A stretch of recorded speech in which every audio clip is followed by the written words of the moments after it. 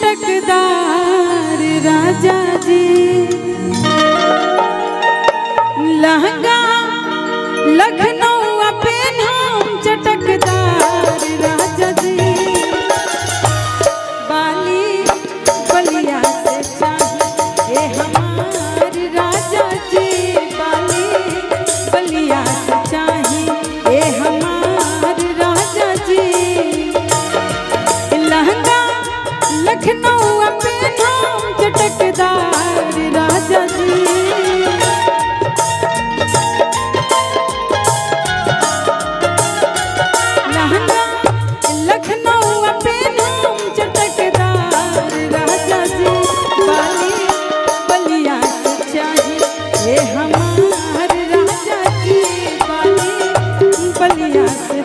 और भैया यही में जिया जी आइए वो क्या करते थे साजना तुम हमसे दूर रह गए क्या करते थे साजना तुम हमसे दूर रह गए हम तो जुदाई में अकेले छुप छुप के रोया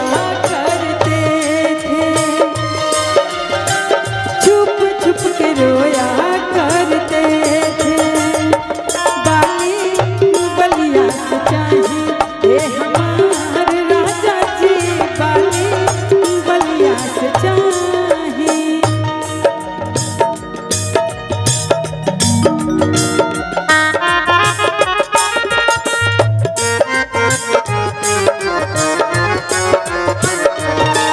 इहो वायरल बा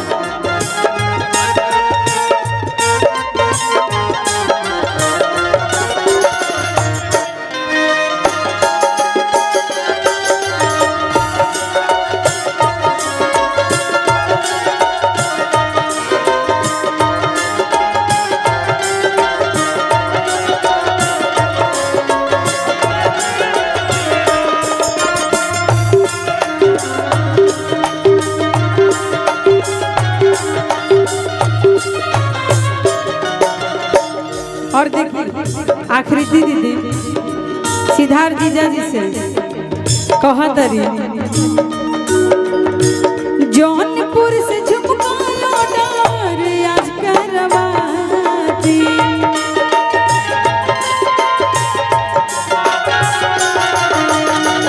छपरा से छागलिया बनारस वाली साड़ी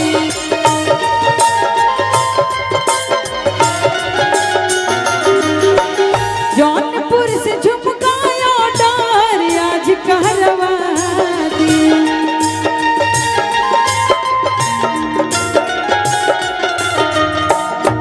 धीरे धीरे भैया और कहतरी बाटे दिलवा में सारा धाया पार राजा जी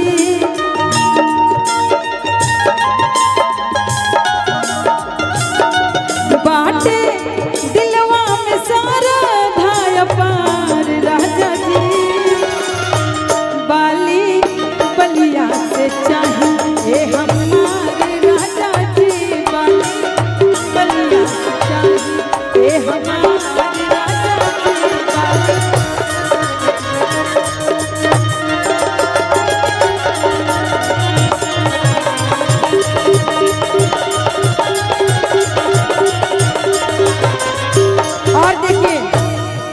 दीदी की तरफ से बहुत आशीर्वाद आई ना तो 2 लाइन दीदी खाती है कहे के बा कि बहुत प्यार करेला अजीजा से हम कि बहुत प्यार करेला अजीजा से हम बहुत प्यार करेला अजीजा से हम अगर छोड़ दी दीदिया अगर छोड़ दी भैया थोड़ा सा ऐसा तो बातें नहीं है लेकिन कहे के बाद दीदिया अगर छोड़ दी तो रख ले हम बहुत प्यार करेला यही जहाँ से हाँ।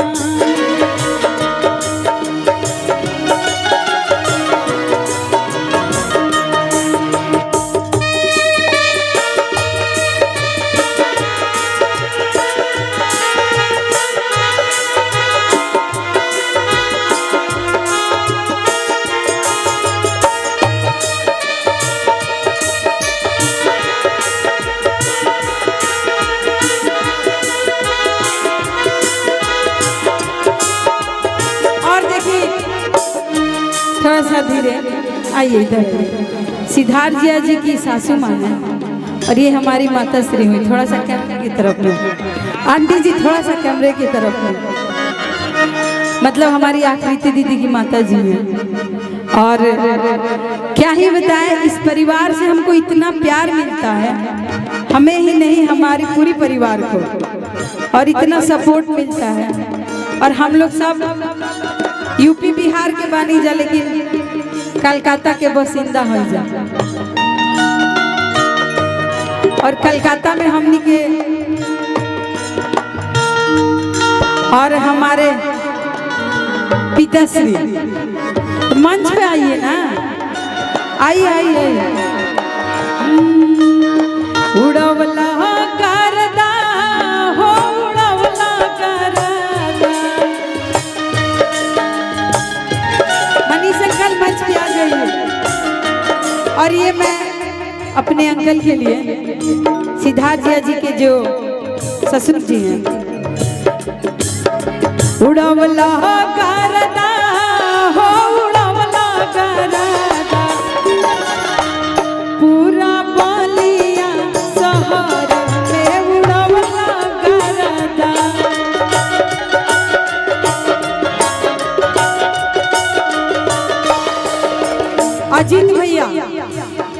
अजीत भैया कोई ऐसा कलाकार नहीं है जिनको भैया प्रेम नहीं करते हैं और ना आशीर्वाद। मतलब इतने अच्छे कि हम बता नहीं सकते। लेकिन भैया आज एगो चीज हम नोटिस कैनी, पोस्टरवा पर हमारो नाम रहे। भैया गावे गई रहन और पूरी भुजिया खाते रही रहुआ तो लाइव आई रही, पूरा हम लाइव देखले बने। ओमे सब कलाकार के नाम लेनी है, हमार नाम ना ले रही। तो हम ये कहले रही कि घर जाई पूजा प्रोग्राम में तो अजीत भैया से पूछब कि हमारा से कौन गलती भइल कि हमार नाम रोवा ना लेनी है। सबसे पहले तो बहन को क्षमा याचना ही हम मांगेंगे, लेकिन हमारा के जो विकास पोस्टर भेज रहे हो में तार फोटो है ना। हाँ, वो दुश्मनी करता है, कौन बात नहीं कर, हम लोग का प्रेम बना रहेगा। आपके लिए शुभकामनाएं। गाइए ऊपर। तो जे पोस्टर अजीत भैया के भेजले बा, के भेजले से कहाँ बनी आज बनी हो, तो उनका से कह दिया कि मार देव गोली या केहू ना बोली। तो कहे के बा पूरा बलिया शहर में उड़वला करदा।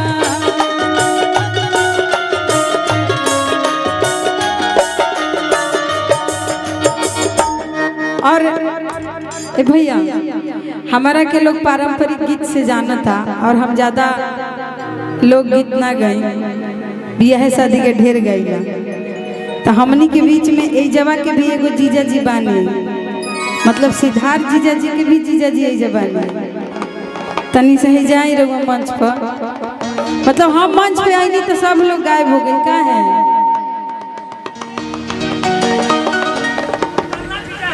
ना हमार दुताला नहीं खान, जीजा जी के जीजा जी। हाँ दुताला जीजा आई तो गाड़ी गावे के बाद कहे मंच पे आइए, मंच पे शर्माइए मत। दुर्गेश जी आप भी आ जाइए, आई आई।